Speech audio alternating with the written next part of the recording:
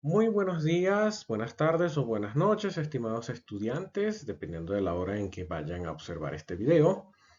Les saluda Eduard Martínez, soy médico veterinario, egresado de la UCLA en el año 2006 y tengo una especialidad en medicina veterinaria preventiva. Fui docente del área de anatomía microscópica hasta el año pasado, debido a que me encuentro en estos momentos en Chile realizando una maestría y culminándola ya con mi tesis en la Universidad de Chile.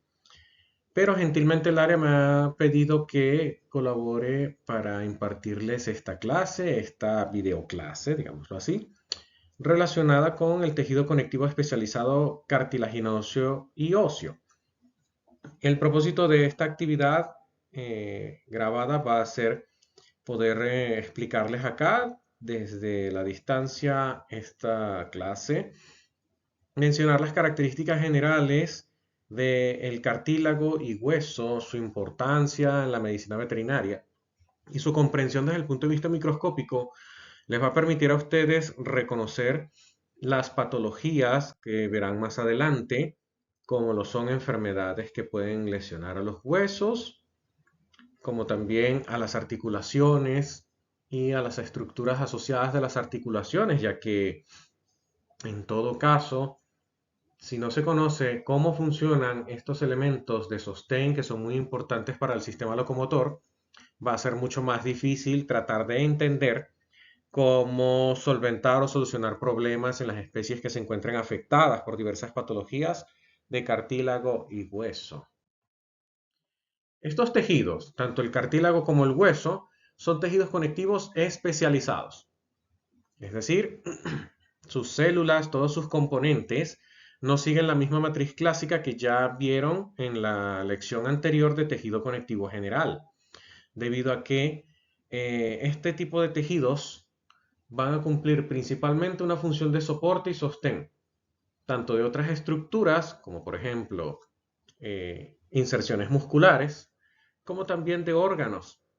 Y esto va, por ejemplo, con los huesos o el tejido óseo, que tiene que proteger órganos como el cerebro, en el caso de la bóveda craneana, las costillas que protegen a los órganos de la cavidad torácica, y en el caso del tejido cartilaginoso, lo podemos encontrar moldeando y dando forma a lo que a futuro será el esqueleto del feto, y también en sitios como en la oreja, que le va a dar una forma específica y soporte al pabellón auricular externo de los animales. De manera general, vamos a repasar las siguientes características que debemos conocer en común de ambos tejidos conectivos especializados.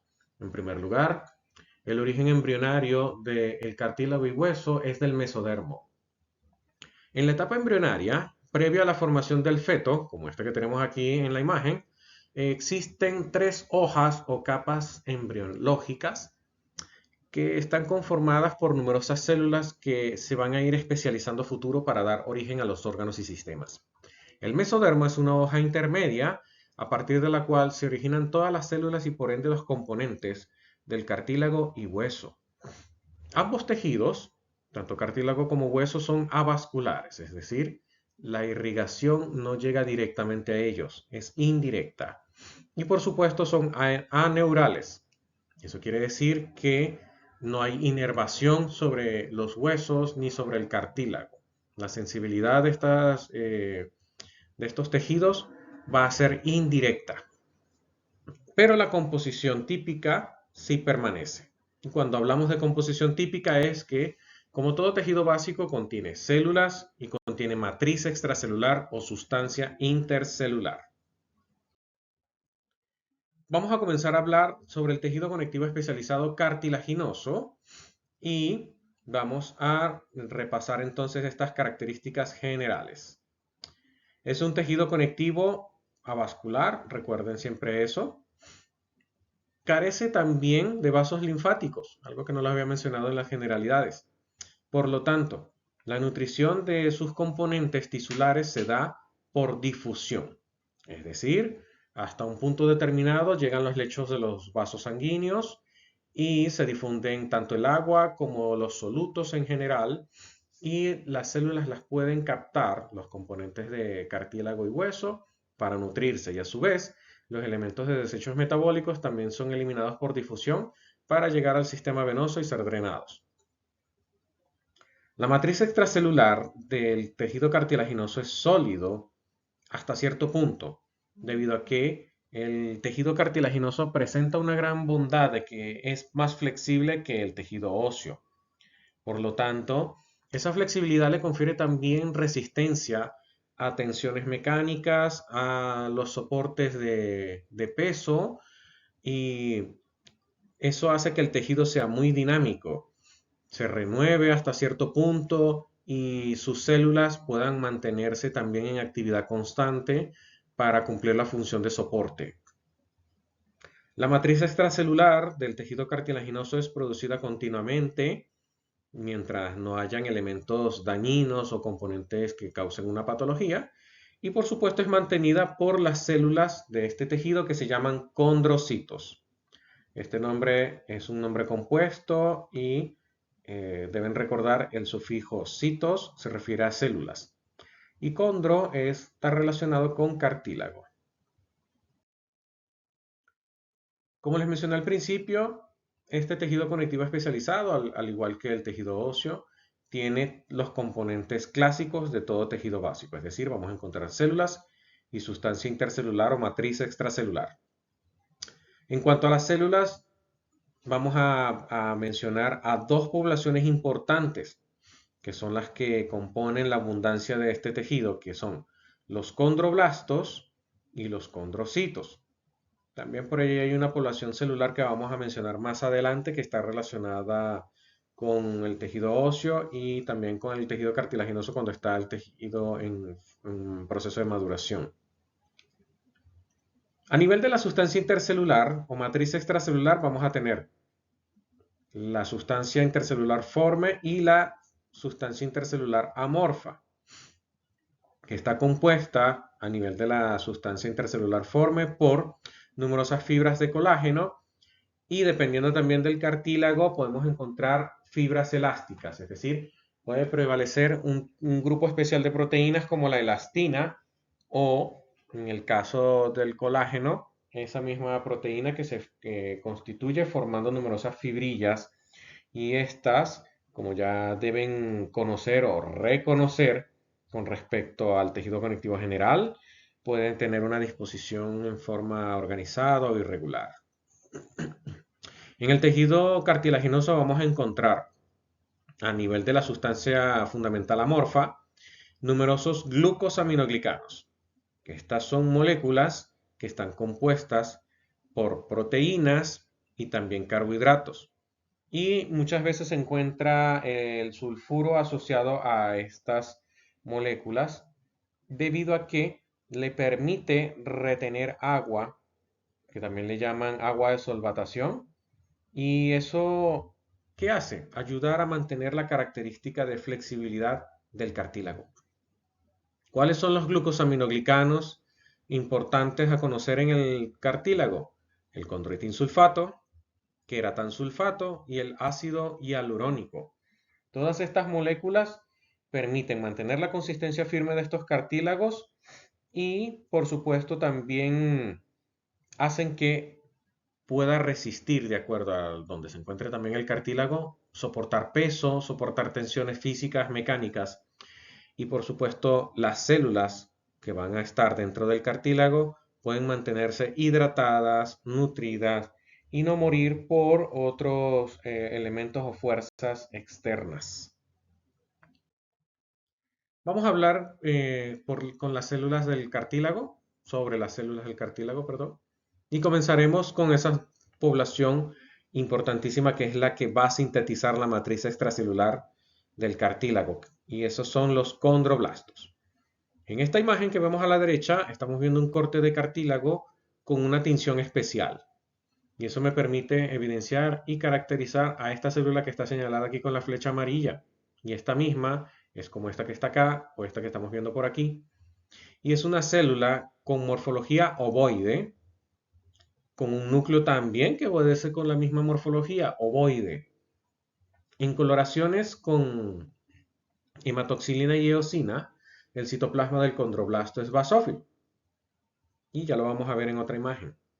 Ese citoplasma es muy característico y, por supuesto, es identificable el condroblasto ya que está en la periferia del cartílago y asociado a una membrana especial que posee algunos tipos de cartílago que ya veremos más adelante. También podemos encontrarlos en unas porciones iniciales del mismo cartílago, debido a que esta célula de manera común se encarga de sintetizar la matriz extracelular.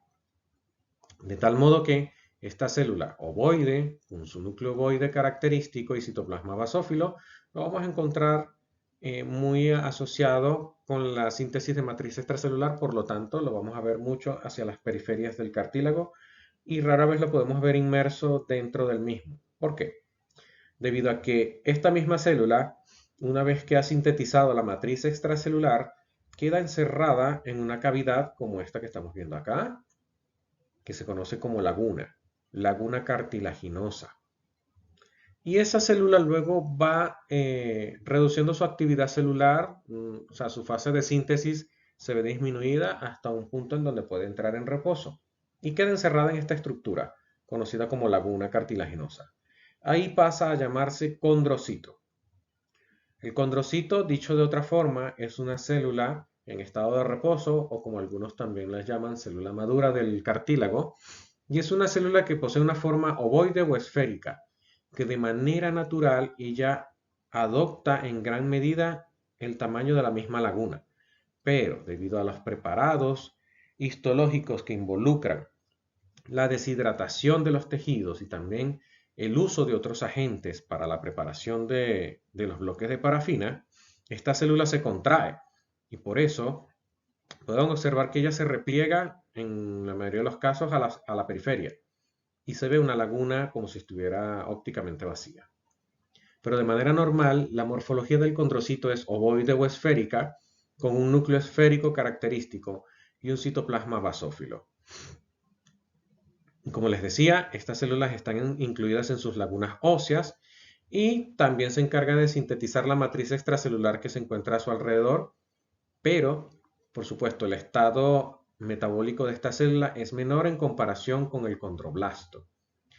Y, visto de otra forma, aquí podemos ver un corte histológico de cartílago con la tinción de hematoxilina y eosina. Y pueden fijarse muy bien cómo aquí están dispuestas las células y también la matriz extracelular o sustancia intercelular. Aprovechando el uso de esta imagen, les señalo acá con el láser, fíjense aquí arriba cómo está señalado un condroblasto. Ven que aquí se ve mucho mejor, mucho más detallado su forma ovoide, pequeña, con un núcleo ovoide característico que lo vemos aquí. Aquí tenemos otro también. Y esas células sintetizan la matriz extracelular que se va a llamar en adelante aquí matriz cartilaginosa. Y de acuerdo a la disposición de esa matriz cartilaginosa que puede estar inmediatamente rodeando a los condrocitos o formando el espacio que va a haber entre un condrocito y otro, esa matriz cartilaginosa recibe dos nombres característicos. Veamos esta imagen, o este punto de la imagen que nos está señalando con un círculo amarillo un condrocito. Véanlo bien de manera característica, su citoplasma basófilo, su núcleo bien centrado. Fíjense que está rodeado por una línea amarilla. Esa línea amarilla me está representando esto que estamos viendo aquí. Eso que estamos viendo aquí, como si fuera una línea densamente basófila, es matriz cartilaginosa, es decir, sustancia intercelular que produce el condrocito, que le rodea. Esa matriz cartilaginosa que rodea inmediatamente al condrocito se le conoce como matriz cartilaginosa territorial. Mientras que esa matriz cartilaginosa que ha sido sintetizada por estas células y que ocupa los espacios adyacentes entre un condrocito y otro, se le conoce como matriz cartilaginosa interterritorial. Entonces, de manera general, pero no menos importante, a nivel de sustancia intercelular, vamos a hablar de matriz cartilaginosa, Ojo con eso. Y para identificar característicamente a la matriz cartilaginosa tenemos dos tipos. Una que es la que rodea inmediatamente a los condrocitos, que se le conoce como matriz cartilaginosa territorial, y la otra que ocupa los espacios entre las células, que están aquí, los condrocitos, y se conoce como matriz cartilaginosa interterritorial. Desde el punto de vista estructural, el cartílago posee distintas composiciones a nivel de la matriz extracelular o sustancia intercelular. ¿Esto por qué? Por el predominio de algunas proteínas o moléculas asociadas a los glucosaminoglicanos.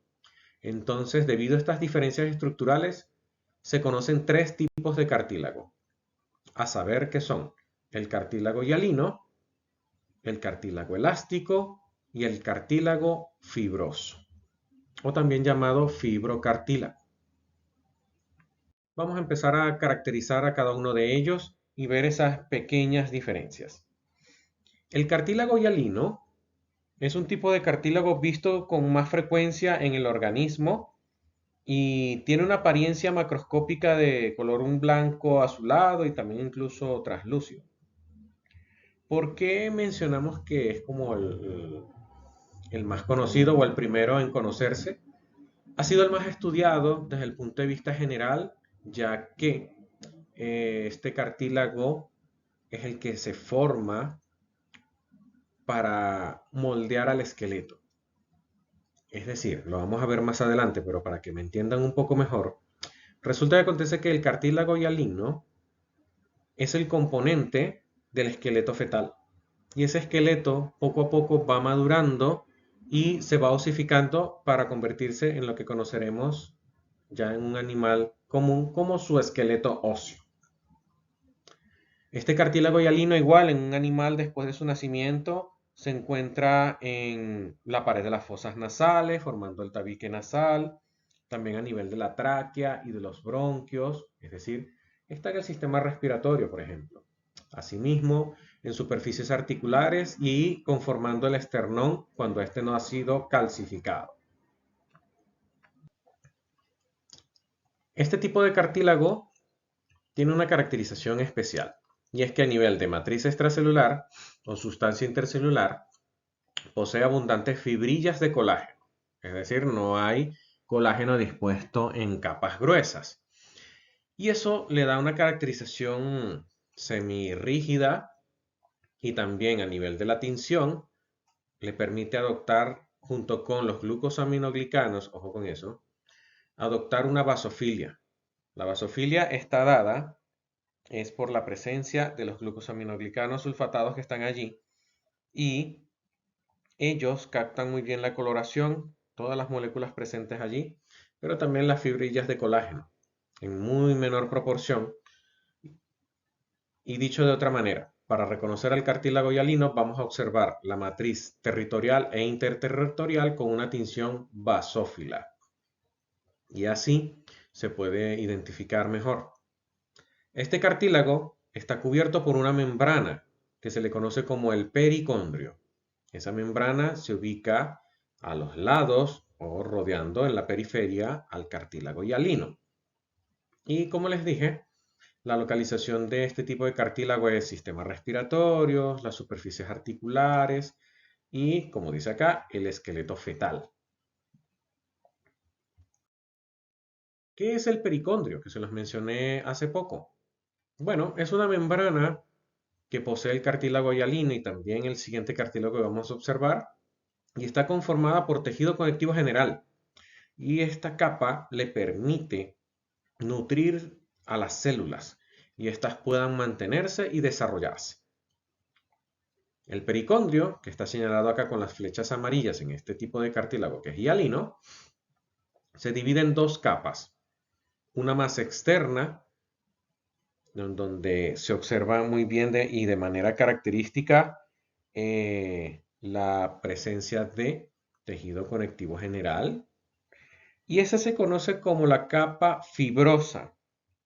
Y más internamente, muy próxima a los condroblastos, nos vamos a encontrar con una capa condrógena, llamada así por la presencia de los condroblastos que están allí presentes.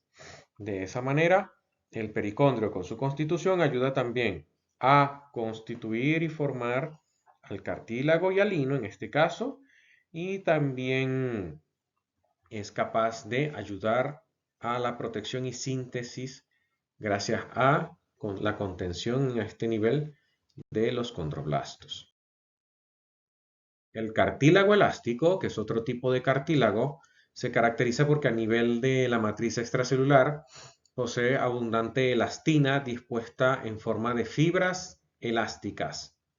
Estas tienden a ser muy resaltantes, de modo tal que cuando observamos cortes histológicos con coloración de rutina o HIE, vamos a ver que el cartílago elástico se caracteriza porque hay a nivel de la matriz territorial o la matriz cartilaginosa territorial una basofilia marcada, mientras que en la matriz cartilaginosa interterritorial vemos acidofilia.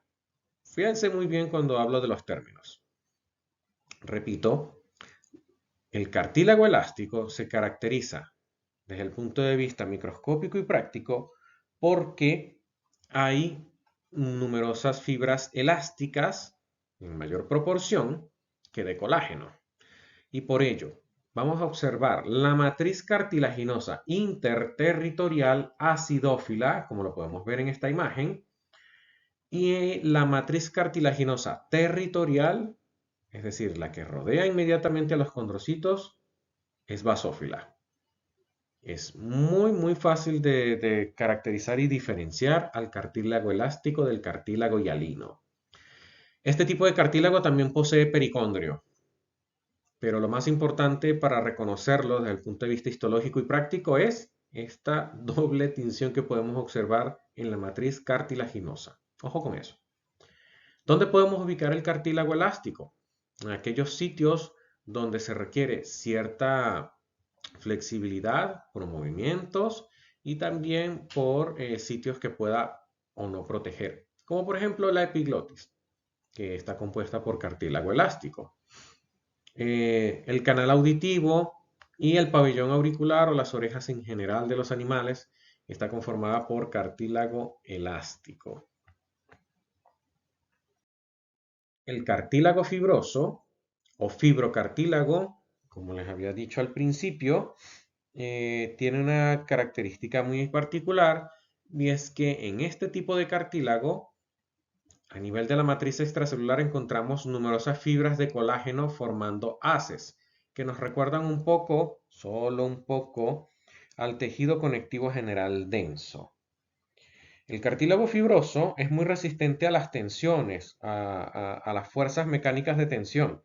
Y esto se debe a que esas fibras de colágeno son colágeno tipo 1. Y este tipo de cartílago lo podemos caracterizar en primer lugar porque carece de pericondrio, a diferencia de lo que vimos anteriormente con el cartílago hialino y el cartílago elástico. La matriz extracelular o matriz cartilaginosa predomina mucho, y específicamente esas fibras y haces de colágeno, alrededor de las lagunas.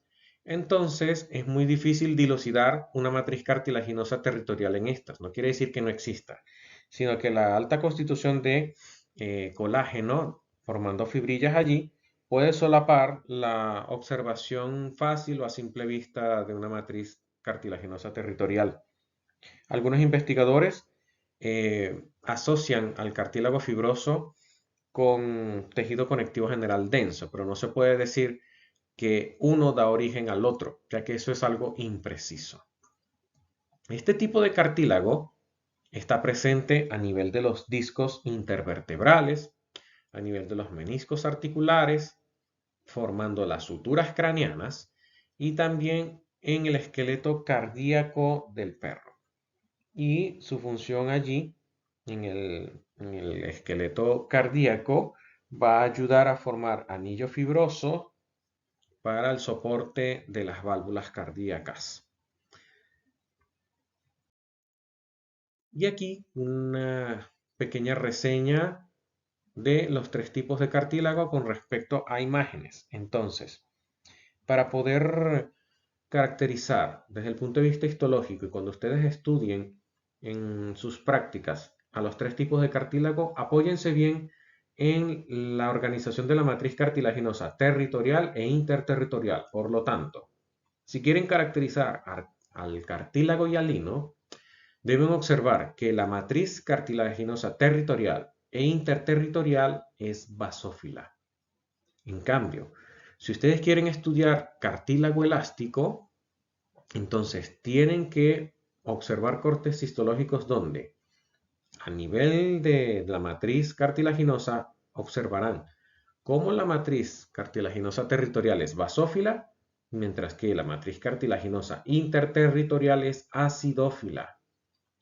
Y si se encuentran con fibrocartílago, lo deben caracterizar porque van a encontrar a los condrocitos en sus lagunas, pero van a observar que a nivel de la matriz cartilaginosa, hablemos de muy específico a nivel interterritorial, vemos que hay una organización de la matriz extracelular formando fibras, y estas son no más que haces de fibras colágenas. No vamos a observar una delimitación de esa matriz cartilaginosa territorial como la vemos aquí o como la podemos ver acá. Este cartílago tiene una forma de crecimiento característica y eso le permite renovarse hasta cierto punto de la vida del individuo, ya que, como les mencioné al principio, es un tejido dinámico. Tiene que estar de acuerdo a su sitio, soportando presiones mecánicas, soportando pequeñas o grandes fuerzas de tensión. Por lo tanto, este cartílago tiene que tener hasta cierto límite un proceso de renovación. A veces el desgaste supera la renovación y por eso se dañan o se rompen los cartílagos en los animales y en el ser humano. Entonces se habla de dos tipos de crecimiento del cartílago y esto ha sido estudiado debido a que según el tipo de crecimiento es que se puede ampliar o puede crecer de una forma u otra el cartílago. Existe un crecimiento de tipo intersticial y esto ocurre en la parte interna del cartílago a nivel ya de condrocitos como tal. Estos condrocitos son capaces de dar origen, en el caso de los animales jóvenes, a otros condrocitos hijos. Es decir, una célula madre por mitosis da origen a otra célula hija y este tipo de crecimiento se da muy comúnmente en animales jóvenes donde el cartílago todavía no ha madurado y eso facilita también que pueda el cartílago adaptarse y soportar las fuerzas mecánicas o cumplir su función en general. Hay un crecimiento de tipo aposicional y este tipo de crecimiento se da cuando los condroblastos ubicados aquí en pericondrio van dividiéndose y este proceso es un poco más lento, sobre todo en el individuo adulto. Y cuando hablamos de crecimiento aposicional es que según el eje o el plano de división de la célula, a partir de la célula madre se origina la hija inmediatamente a un lado. Y cuando hablamos de eso puede ser al lado desde el punto de vista ecuatorial, es decir, de arriba abajo. Y si hay una división de tipo meridional, entonces la célula hija se ubicará a un costado de esa célula que le da origen.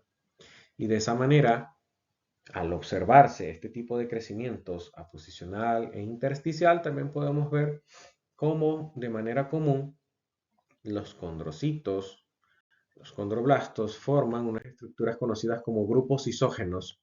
Y los grupos isógenos no son más que conformaciones típicas que pueden realizar los condrocitos al crecer dentro del cartílago, ya sea en la periferia o en la parte interna del mismo, y de esa manera una célula madre origina a una hija y van a conformar grupos isógenos en forma columnar o en forma de hilera. Y a ese grupo isógeno se le conoce como grupo axil o grupo isógeno axil.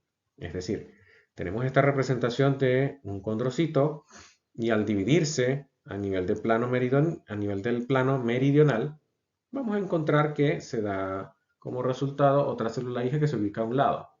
Y así sucesivamente, esta célula se divide, esta también, y vamos obteniendo grupos isógenos axiles donde un condrocito está al lado del otro formando una hilera, una fila o columna, como lo quieran llamar.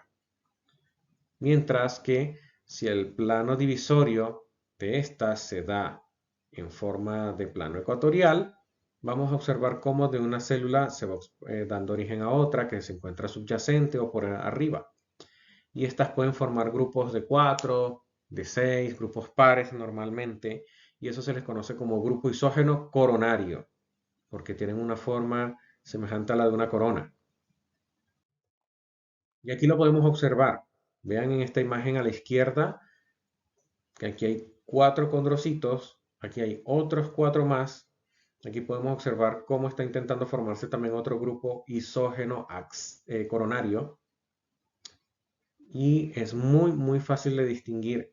Ahora vean la imagen a la derecha, cómo hay disposición de condroblastos y condrocitos formando hileras. Y esto es lo que se conoce como grupo isógeno axil. Pasamos ahora a hablar brevemente sobre el tejido conectivo especializado óseo o sobre el tejido óseo.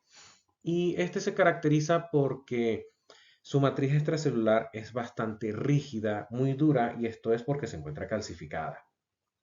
Es un tejido conectivo también avascular, como el tejido cartilaginoso, por lo tanto el tejido óseo se alimenta por difusión de nutrientes a partir del sistema vascular, que llega hasta cierto punto. Y su inervación llega también de forma indirecta. Los huesos, una vez formados, brindan efecto palanca, sobre todo los huesos largos. Proporcionan soporte estructural no solamente al aparato locomotor, sino a todo el organismo. Y esto se debe a la conformación de todo el esqueleto de un individuo. Ahí tenemos que agrupar entonces a los huesos largos, los huesos cortos, los huesos planos y los irregulares que ustedes ya deben conocer. Desde el punto de vista metabólico, el tejido óseo también brinda un apoyo porque es una fuente de calcio. El calcio es un elemento químico necesario para el metabolismo de las células a nivel muscular, a nivel también de otros tejidos donde se requiere captar o liberar calcio o intercambiar calcio por otro ion. Por ello, el tejido conectivo especializado óseo es una fuente importante de calcio y de fósforo también.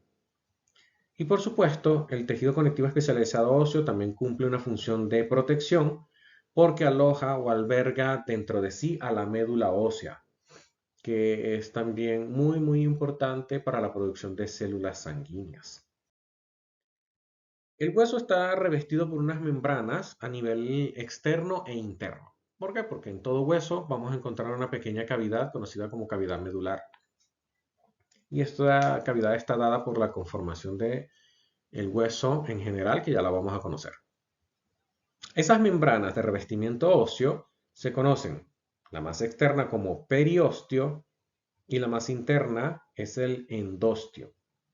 Entonces nos vamos a encontrar con dos membranas que recubren el hueso. Más externamente el periósteo y por supuesto a nivel interno nos encontramos con el endostio. El periósteo no es más que una membrana conformada por tejido conectivo general, quiere decir que posee de ambos tipos, y ese tejido conectivo general se dispone formando dos capas. Una capa fibrosa, que es la más externa, y está constituida por tejido conectivo general denso, y tenemos internamente o más en contacto con el tejido óseo una capa osteógena del periósteo, que está constituida por un tejido conectivo general laxo y por supuesto un grupo de células precursoras que se llaman osteoblastos. El endostio es una membrana que recubre internamente a los huesos, en donde nos ubicaremos pues, a nivel de la cavidad medular. La cavidad medular está revestida por el endostio.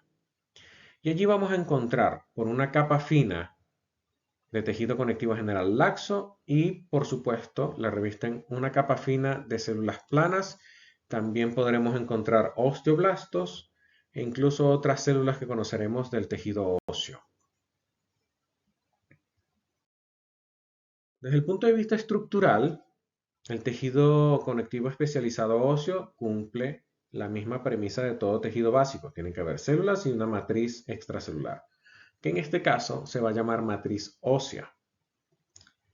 Las células que constituyen al tejido óseo son los osteoblastos, los osteocitos y los osteoclastos, que esa es la otra población celular que yo les mencionaba en la otra diapositiva. La matriz extracelular o matriz ósea, que la llamaremos de aquí en adelante de esta manera, tiene componentes orgánicos e inorgánicos. Solo que de estas, bueno, vamos a observar mucho más la matriz inorgánica, que es la que prevalece y es la que le confiere la rigidez al hueso. A nivel de matriz ósea inorgánica nos vamos a encontrar con fibras de colágeno tipo 1, que también están presentes aquí, y glucosaminoglicanos, como el condroitin sulfato, y otras proteínas o moléculas especiales como la osteonectina y la osteocalcina. De allí que al conocer desde el punto de vista práctico e histológico la presencia de estas moléculas, de allí que es importante en la nutrición de un individuo brindar un aporte de estas moléculas en la dieta. Es decir, todo individuo, incluidos nosotros los seres humanos, debemos tener en nuestra dieta estas moléculas que son necesarias para el mantenimiento del hueso. La matriz ósea inorgánica, que es la que se compone en mayor proporción, un 65%, está constituida no más que por fosfato de calcio, que precipita y se fija a los componentes de la matriz ósea orgánica. Y de esa manera es que el hueso tiene una rigidez muy característica. El hueso tiene la capacidad también de remodelarse en el tiempo. No se detiene, es decir, el hueso presenta procesos de autorrenovación constante y esto obedece a que las fuerzas mecánicas, los movimientos y efecto palanca y por supuesto también otros elementos relacionados con la biomecánica fatigan a los componentes del tejido óseo y por eso este se tiene que estar remodelando continuamente. Además de eso, si en un estado particular una fuerza física es ejercida y supera la resistencia del hueso, este se va a fracturar. Por lo que todavía existen aún mecanismos presentes que van a permitirle la remodelación al tejido óseo. Vamos a empezar a hablar entonces de las poblaciones celulares antes presentadas y comenzamos con los osteoblastos. Los osteoblastos se ubican normalmente a nivel de las superficies óseas de las membranas que mencionamos y son células de morfología cúbica. Cuando las observamos en los preparados histológicos, esa morfología cúbica tiende a ser un poquito irregular, pero recuerden, los tejidos tienen que ser preparados de manera muy particular y durante esos procesos de deshidratación y en el caso del tejido óseo que requiere una preparación mucho más especial porque se trata de desgastar al hueso, desmineralizarlo para poder así observarlo en estos cortes histológicos como el que tienen acá en la imagen, pues muchas veces las células se deshidratan o pierden un poco la morfología. No quiere decir que les estemos mintiendo. Mucho ojo con eso, por favor, a la hora de estudiar y de también consultar con los profesores. Entonces, continuando, esta célula posee una morfología cúbica y se disponen unas al lado de otras formando un modo de epitelio. Esta célula, el osteoblasto, es responsable de ayudar a renovar continuamente la matriz ósea debido a que sintetizan la matriz orgánica para luego dar paso a la matriz ósea inorgánica. Por lo tanto, los osteoblastos están continuamente allí, se autorrenuevan y cumplen su proceso de síntesis de la matriz ósea. Y en esta imagen podemos observar estos que estamos señalando con el láser corresponden a distintos osteoblastos. E inmediatamente aquí podemos observar la presencia de matriz ósea. Los osteocitos son células que ya se encuentran dentro de la estructura del hueso, ya encerrados en la misma matriz ósea. Se habla de que son células también en estado menos activo y se caracterizan primero porque están alojados en lagunas óseas, es decir, en pequeñas cavidades. Como lo que les va a rodear alrededor va a ser una matriz calcificada, estos osteocitos no tienen una forma de superficie uniforme, sino que, como pueden ver en esta imagen representativa, en este dibujito, esta célula emite numerosas prolongaciones citoplasmáticas. Y esas proyecciones o prolongaciones citoplasmáticas permiten que un osteocito se pueda comunicar con otro y con otro, hasta que incluso algunos de esos osteocitos puedan comunicarse directa o indirectamente con canales vasculares que se presenten aquí. De modo tal que así un osteocito no queda aislado, sino que se comunica indirectamente con otros y reciben de esa manera indirecta los nutrientes. Y esa es la razón por la cual un osteocito todavía se mantiene en su laguna ósea y por supuesto puede vivir. Esta célula es madura, de morfología irregular, no la podemos encasillar como una célula cúbica, cilíndrica, no. Es una célula, como les dije, que pasa de ser cúbica a ser una célula con numerosas proyecciones citoplasmáticas que se comunican entre sí a través de esas prolongaciones y por supuesto esas prolongaciones van a estar calcificadas, formando unas pequeñas estructuras que se conocen como canalículos óseos. Y, por supuesto, la integridad de la matriz ósea recae sobre estos osteocitos, ya que ellos de manera pasiva van renovando esa matriz ósea y, por supuesto, aquí hay un equilibrio dinámico entre pérdida de calcio, pero también ganancia de calcio y de otros componentes de la matriz ósea. Aquí podemos ver a la izquierda una representación de los osteocitos en sus lagunas y la matriz ósea alrededor de estas. Y fíjense lo que estábamos mencionando. Las células emiten proyecciones citoplasmáticas que les permiten comunicarse unas con otras. Y esos espacios por donde están pasando cada una de esas prolongaciones citoplasmáticas son las que se conocen como canalículos óseos. No son visibles esos canalículos óseos mediante la coloración de rutina. Se tiene que acudir a una muestra histológica de hueso, aplicarle una tinción especial para así poder observar en detalle esto. Desde el punto de vista microscópico y ya viendo esta imagen a la derecha con tinción H&E, podemos observar a esos osteocitos encerrados en sus lagunas óseas, así como están allí en los círculos en amarillo y también otros más que están ocupando aquí esta matriz ósea. Los osteoclastos son una tercera familia de células presentes acá en el tejido óseo y bueno, a rasgos generales, los osteoclastos son los macrófagos del tejido óseo.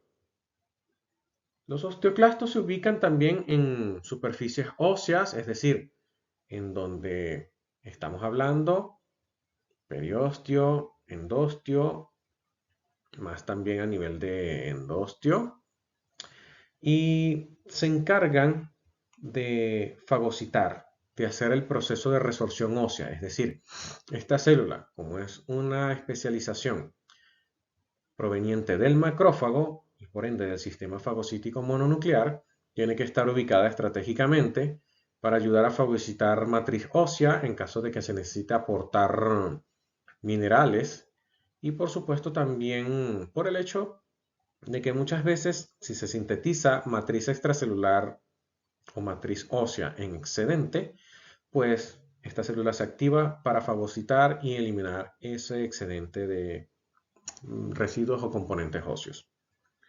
Ellos están ubicados dentro de unas propias lagunas, se le conocen como lagunas de resorción ósea o lagunas de Howship, y es una célula de gran tamaño, con una morfología irregular, y es una célula multinucleada.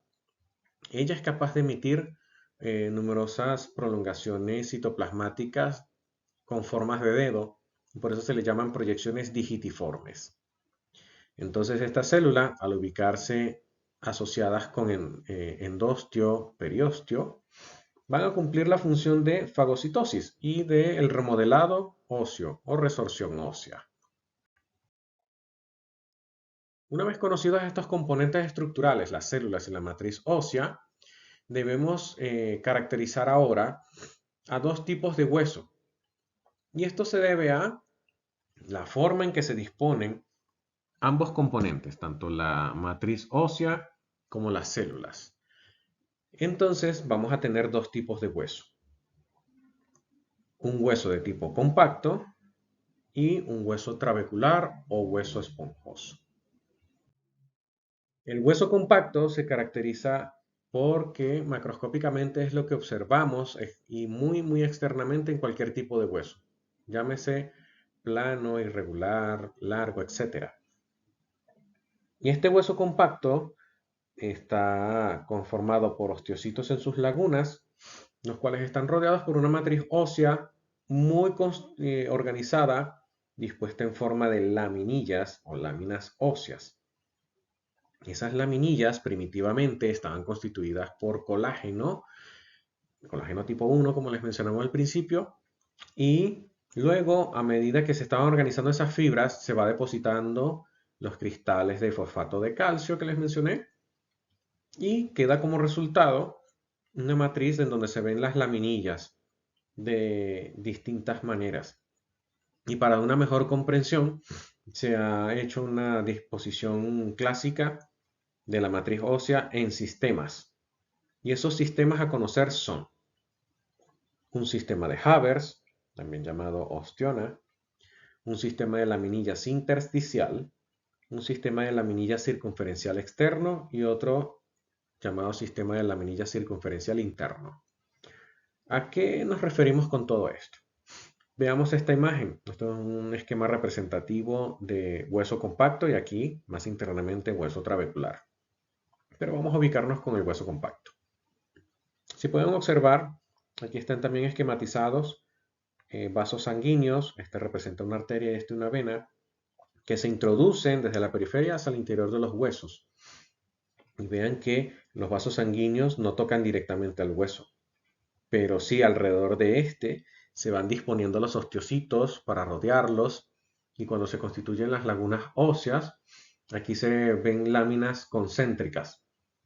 Esos canales por donde pasan los vasos sanguíneos se le conocen como canales de Havers.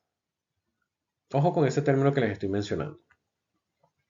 Y repito, esos canalículos o pequeños canales por donde discurren los vasos sanguíneos se les conocen como canales de Havers, y ellos penetran en el hueso para que pueda nutrirse este tejido indirectamente. Pues alrededor de estos canales se van conformando un sistema de laminillas que se conocen como sistema de láminas de Havers o sistema de Havers simplemente. Y ese sistema de Havers es concéntrico. Aquí podemos ver uno, aquí podemos ver otro, y aquí al lado se encuentra otro. Entre un sistema de Havers y otro, pues por supuesto queda un espacio intersticial, y ese está ocupado por una matriz de laminillas conocidas como sistema de láminas intersticiales. Cuando hablamos de aquellas láminas que tienen una forma continua y circunferencial de acuerdo a la morfología del hueso, tenemos que a nivel periférico, ya asociado con el periostio, nos vamos a encontrar con el sistema de lámina circunferencial externo. Y el que está cercano o en estrecho contacto con el endostio se le conoce como sistema de laminilla circunferencial interno. Visto de otra manera, aquí tenemos una muestra de hueso en donde podemos ver distintos sistemas de Havers. ¿Y cómo son los sistemas de Havers? Como les mencioné, tienen un conducto de Havers en el centro y numerosas láminas óseas concéntricas. Esas laminillas óseas concéntricas están delimitadas. Sigan, por ejemplo, su mirada en el puntero láser y vean cómo aquí les voy a ir delimitando un sistema de Havers que tiene una forma un poco irregular comparado con otros que son más concéntricos. Pero vean que hay una línea acidófila que está demarcando a este por acá, o este por aquí, etc. Esa línea es la que marca el límite de un sistema de Haber y lo define de otro. Esa línea se le llama línea de cementación. Y allí lo que ocurre es una deposición mayor de cristales y también por la disposición de la matriz orgánica se va alejando una de otra, dando ese aspecto acidófilo allí y simplemente se le conoce como línea de cementación. En este esquema podemos entender mucho mejor cómo es el sistema de Haber. Vean que en el centro está el conducto canal de Haber, que es este mismo que estoy señalando acá con el láser, y alrededor vean cómo se disponen todos los osteocitos en sus lagunas. Y en este caso están de manera concéntrica, muy bien alineadas circularmente. Y esas mismas laminillas concéntricas son las que vemos acá, que se conocen como láminas de Haber. Son estas que vemos aquí, o también por aquí. En esta otra imagen podemos observar cómo a la izquierda, veamos, cómo entre un sistema de Haber y otro, vamos a encontrar laminillas óseas que siguen un curso ondulante, organizado, pero no concéntrico. Ese es el sistema de láminas intersticiales. Y si nos ubicamos hacia donde se debe ubicar, valga la redundancia, el periósteo, vemos el sistema de lámina circunferencial externo, y si estamos muy cerca de médula ósea y por ende también de endostio, el sistema circunferencial interno. Y así se organiza el hueso compacto desde el punto de vista microscópico. ¿Cómo se constituye o conforma el hueso trabecular o el tejido óseo esponjoso? Este está un poco más sencillo comparado con el hueso compacto. Aquí los osteocitos siguen encerrados en sus lagunas óseas y están rodeados por una matriz ósea que no se dispone en forma de láminas organizadas formando sistemas, sino que aquí las laminillas óseas forman una red de trabéculas que se ramifican formando laberintos que se comunican entre sí unas trabéculas con otras. Y de esa manera van dejando espacios por donde va a estar lo que conoceremos como la médula ósea. Tiene una composición bastante sencilla y fíjense también, además la matriz ósea va a estar rodeada por esta membrana que les estamos señalando aquí con el láser, no es más que el endostio. Aquí no vamos a hablar de sistema de Haber, sistemas circunferenciales, no. La matriz ósea se dispone en forma de laminillas que forman una red de trabéculas ramificadas. Esa es la constitución del hueso trabecular. ¿Cómo se forman estos elementos, tanto el hueso compacto como el hueso trabecular? Pues gracias al proceso de osificación, que no es más que el proceso de formación y maduración del hueso en todos los animales domésticos y también en el ser humano. Y este proceso ocurre de dos maneras, indirecta y directa. O dicho de otra manera, existen dos tipos de osificación. Una endocondral, que es una formación indirecta del hueso, y una osificación de tipo intramembranosa, que es más directa. ¿A qué nos referimos con esto? Bueno, para el proceso de osificación endocondral, lo que ocurre primeramente es una proliferación y desarrollo de células mesenquimáticas fetales, es decir, estamos hablando ya en etapa embrionaria y fetal del individuo, cuando a partir del mismo mesodermo comienzan a diferenciarse y especializarse varias células mesenquimatosas. Y estas darán origen a un cartílago de tipo hialino. Y ese cartílago hialino servirá de molde al futuro hueso. ¿Por qué? Porque ellas van estructurando, van sintetizándose una matriz inicialmente de tipo cartilaginosa. Y entonces, luego esos condroblastos que están allí van a morir, se van a formar lechos vasculares que van a llevar también otras células indiferenciadas hasta el momento, que luego se van a diferenciar en osteoblastos. Y esas células, osteoblastos primitivos, van a ir dando paso a la síntesis de lo que será la matriz ósea y se va calcificando para así formarse el tejido óseo. Por eso se llama también osificación indirecta. ¿Por qué? Porque está ocurriendo un proceso de síntesis de hueso a partir de un molde cartilaginoso. No está ocurriendo de manera directa. La osificación intramembranosa, en cambio, se da a partir del desarrollo de células mesenquimáticas fetales directamente, que éstas se van a ir congregando en distintas áreas específicas del organismo y por mecanismos moleculares de señalización van formando unas primitivas membranas que se conocen como membranas óseas. Y a partir de esas membranas óseas se van diferenciando esas células mesenquimáticas en osteoblastos, van a ir sintetizando directamente la matriz ósea y así van pasando de osteoblastos a osteocitos. Entonces no vamos a encontrar una base cartilaginosa, sino que las células mesenquimáticas se diferencian en osteoblastos y van sintetizando y dando origen al hueso.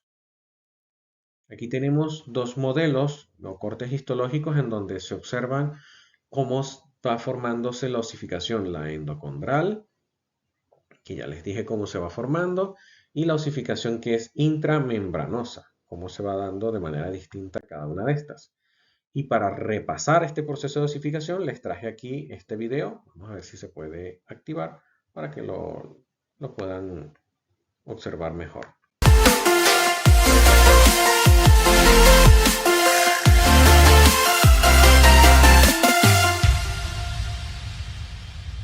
La osificación, también conocida como osteogénesis, es el proceso mediante el cual ocurre la formación del tejido óseo. Este se lleva a cabo a través de dos mecanismos principales, la osificación intramembranosa y la osificación endocondral. Ambos implican la transformación de mesénquima en hueso. La osificación intramembranosa tiene lugar dentro del tejido conectivo vascularizado y consiste en la conversión directa de células mesenquimales en tejido óseo.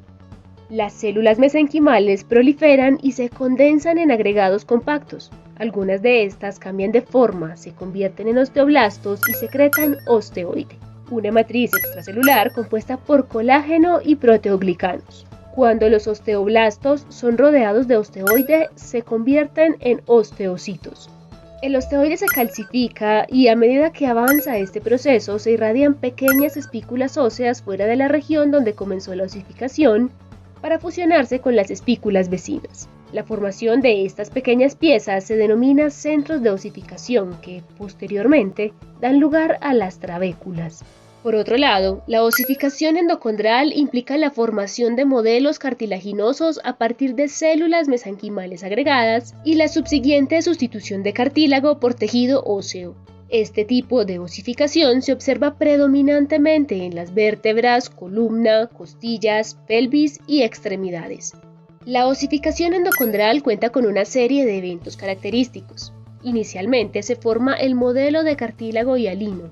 Alrededor de la sección media se forma el collar óseo o banda perióstica, que se da por osificación intramembranosa dentro del pericondrio local. Posteriormente, en la parte media, los condrocitos se someten a un proceso degenerativo con agrandamiento celular y calcificación de la matriz. Los vasos sanguíneos del periósteo invaden la zona de los condrocitos agrandados en degeneración, elevando así el nivel de oxígeno y trayendo osteoblastos y condroclastos. Estos últimos degradan la matriz calcificada y los osteoblastos producen una capa continua de hueso primario alrededor de los restos de la matriz cartilaginosa. De esta manera se establece el centro de osificación primario. Los centros de osificación secundarios aparecen en los extremos del modelo cartilaginoso. En ambas epífisis, el cartílago permanece en dos regiones: el cartílago articular, que persiste a lo largo de la vida, y el cartílago epifisario, que conecta cada epífisis con la diáfisis. Histológicamente, el cartílago epifisario se puede dividir en 5 zonas: la zona de reposo, formada por condrocitos inactivos; la zona de proliferación, donde los condrocitos se dividen y forman filas; la zona de hipertrofia, que contiene condrocitos grandes; la zona de resorción, donde ocurre la muerte de los condrocitos; y la zona de osificación, donde los osteoblastos forman tejido óseo. Los vasos sanguíneos y osteoblastos invaden las cavidades dejadas por los condrocitos degenerados. Estos últimos se distribuyen sobre la matriz cartilaginosa calcificada y secretan osteoide. Finalmente, se observa el hueso adulto. donde se han perdido los centros de osificación.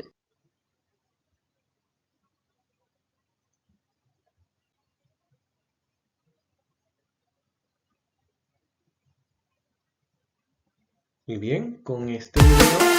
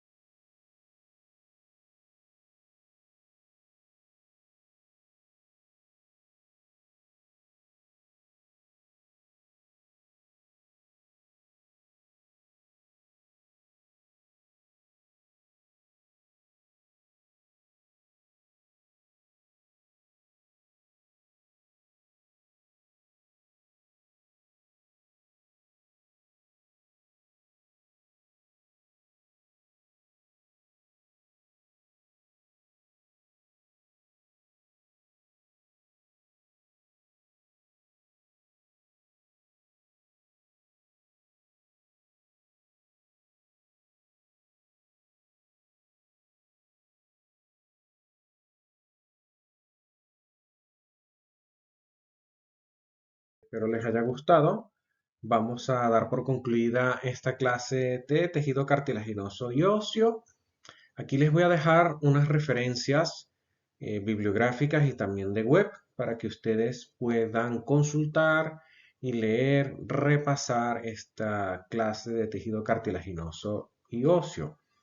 Lo importante es que ustedes sean capaces de tener posibilidad de ir comprendiendo y de ir logrando entender las características de este tejido conectivo especializado.